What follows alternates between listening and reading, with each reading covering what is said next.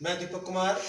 मेरे पिछले वीडियो में आपने नरेशन का टेंस आर्ट सीखा, नरेशन के बारे में कुछ बेसिक बातें जानी। आज नरेशन के हम कुछ रूल करते हैं। बड़ा ही इंटरेस्टिंग मज़ेदार चैप्टर है और मेरा हर वीडियो आपको लगता होगा कि कॉमन सिंपल स्टूडेंट से जुड़ा हुआ है। बिल्कुल ही मैं बेसिक चीज़ें जो हमारा एक जो बच्चा मानता है कि मेरी इंग्लिश समझ में नहीं आती या मैं कर नहीं सकता, मैं उसके लेवल तक जाने की कोशिश करता हूँ कि वो भी समझ सके। और आप भी देखना, आपके भी समझ में बड़ी अच्छी तरह आएगी। ये जो चैप्टर है जिसको हम इतना हार्ड मानते हैं, कुछ 2-4 रूल हम याद करके उसको बड़ा इजी बना सकते हैं। और मैंने वे रूल आपके सामने लिखे हैं, मैं आपको समझाऊंगा। अगर आपको पसंद आए लाइक करना, शेयर करना और हाँ, सब्सक्राइब जरूर करना ताकि मेरे अगले वीडियो आपको टाइम पर मिलते रहे। नरेशन, नरेट, किसी की बातों को बताना। अब हम करते हैं इसके रूल। इसमें 2 पार्ट होते हैं। एक पार्ट होता है रिपोर्टिंग वर्ब, जो कोमा से इस साइड होती है, कोमा से इस साइड होती है, उसको बोलते हैं रिपोर्टिंग वर्ब RW। और जो कोमाज के अंदर होती है उसको बोलते हैं रिपोर्टिंग स्पीच। ये बात ध्यान रखने। रिपोर्टिंग वर्ब में ही said to me, I said to him, ऐसे आपको जो रिपोर्टिंग वर्ब मिलती है। और रिपोर्टिंग स्पीच में कही भी बातें होती हैं। पहला जो रूल है वो देखिए ध्यान से। हम बेसिक चीज करेंगे कि आपको एक बार नरेशन समझ में आने लग जाए, आपके अंदर से भय निकल जाए नरेशन का, उस हिसाब से हम रूल करेंगे। और एक बार आप नरेशन करने लगे, फिर धीरे धीरे आप थोड़ा थोड़ा और हार्ड करेंगे तो आपको लगेगा कि बहुत आसान है। तो हम पहले बेसिक करेंगे। इफ, यदि सेंटेंस के लास्ट में, ध्यान रखें यहाँ अगर सेंटेंस के लास्ट में क्वेश्चन मार्क है, साइन ऑफ इंटरोगेशन है, तो सेड टू का जो हमारा यहां सेड टू होगा, ही सेड टू हिम, इस सेड टू का अगर सेंटेंस के पीछे ये निशान है तो हम आस्क कर देंगे, उसे आस्क में बदलेंगे। जब हम उसको बनाएंगे ही आस्क्ड हिम, ऐसे करेंगे। और कोमाज के स्थान पर यहां, इसके स्थान पर हम इफ लगाएंगे, इफ का प्रयोग होगा। यहां एक रूल देखिए, ए पॉइंट एक, इसी का रूल है। अगर रिपोर्टिंग स्पीच या कोमाज के बाद WH, रिपोर्टिंग स्पीच WH से शुरू होती हो या कोमाज के बाद WH फैमिली का कोई वाक्य हो, जैसे हु है, व्हेन है, वेयर है, वाई है, ऐसे हो, हाउ भी WH फैमिली में आता है, तो हम क्या करेंगे, W छोटा कर देंगे, इफ नहीं लगेगा। फिर हम यहाँ इफ नहीं लगाएंगे, खाली W छोटा करेंगे और आगे बढ़ेंगे। ठीक है, आगे।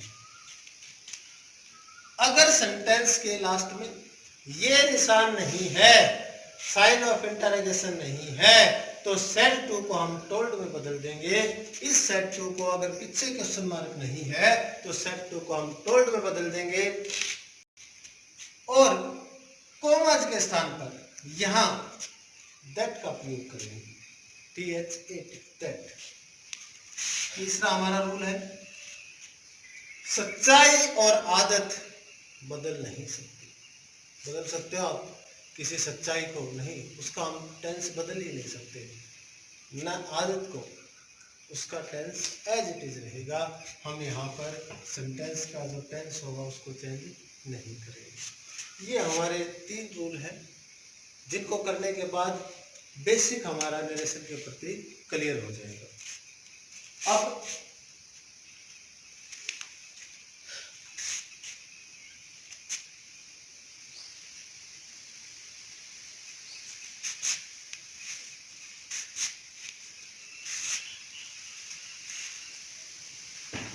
एक वाक्य करके देख लेते हैं। इसी को ले लेते हैं, ही सेड टू,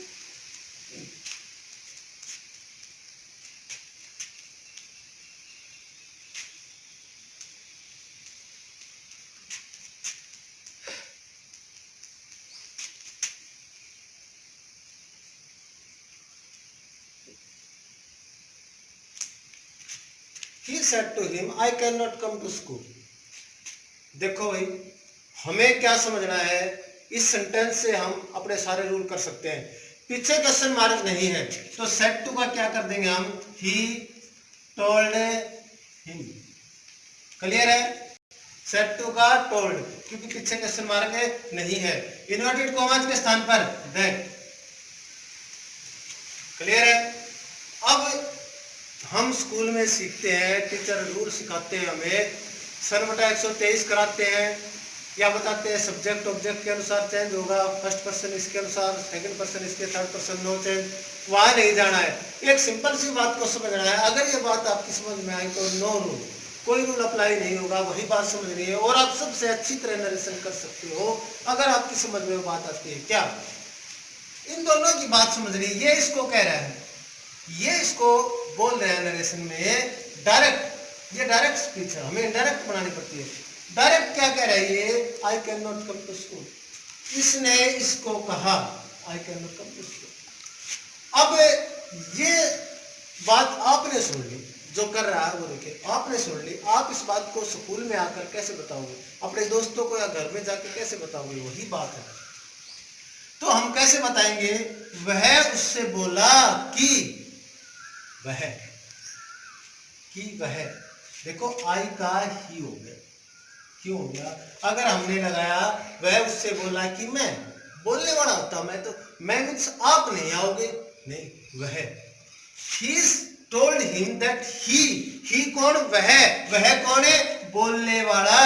आपने तो खाली सुनी है, सुन के जाके बताई है और वर्णन करना, नरेट करना, यही नरेशन होती है। He told him that. अब पास्ट में चले जाएंगे, हमने किया था प्रेजेंट इंडेफिनिट, पास्ट इंडेफिनिट में कैन को हम प्रेजेंट इंडेफिनिट के तौर पर देखते हैं, तो कैन का पास्ट हो जाएगा कुड, नरेशन चार्ट के अनुसार। He could not come to school. उम्मीद है आपको समझ में आया हुआ है सेंटेंस।